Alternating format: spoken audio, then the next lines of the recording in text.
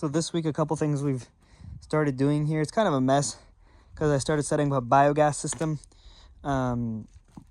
which takes a lot of work, but it's going to be worth it because I'll be able to create my own methane for cooking from leftover food and from the cactuses that I've planted. So that's happening.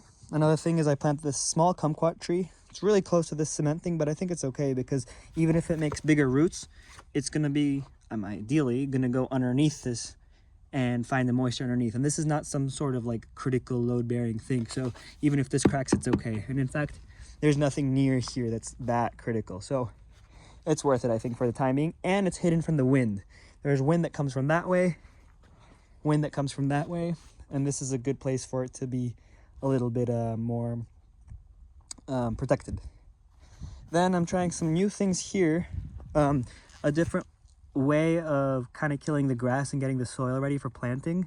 In a lot of this region, I've already started removing grasses, so you could see a big pile of mulch already beginning there, but I'm doing some parts of it covered, just like this and this. I've also made some holes and planted moringa seeds because what I want is this region to be a row of moringas, seeing as how this moringa tree grew really well. And it'd be really nice if I have a row of moringas that's going to act as a windbreaker, which originally I thought wouldn't work good, but this proved it wrong. So as a windbreaker, and this region, which I'm killing the grass also, I'll be planting perennials like zucchinis and maybe beans and stuff like that. Or I'm thinking of putting, annuals, as I said, or perennials like artichoke. So perhaps there'll be like a row of moringas and a row of artichokes here, so that as you walk through this path, you have food producing on both sides, and all of it is going to be permanent. I mean, perennials. Then I planted a couple of things in the back behind each tree. So the way it works here actually is that I have a tree. Then in the front, I've planted a type of crawling plant, like this one's called machixe, which is from the north of Brazil, and it's kind of like a cucumber family. And in the back, I've planted maracuja, also known as passion fruit, which is a trellising species. So ideally, if these grow, I'll make it trellised onto the wall. And then in the back too, so the same pattern continues: tree, crawling, and then trellising. So it's behind this wall. Again, here you could see all the places.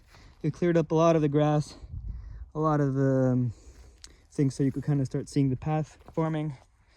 Then I'm just trying to visualize where I'll be planting stuff. I think I'll be planting some onions here this year.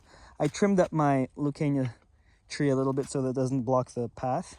And I actually really like that I trimmed it and I started using the little trimmings, even though it's not too thick yet, as a placeholder so I know what I planted. So I'm already using this as a functional tree. And the leaves are starting to come out. I think by the next 2 weeks they'll really come out nicely. And yeah, again, this is the passion fruit right there in that hole. And then most of it is still just a lot of work clearing out all this grass, mostly all by hand. I mean, I've had a really big pile now right there.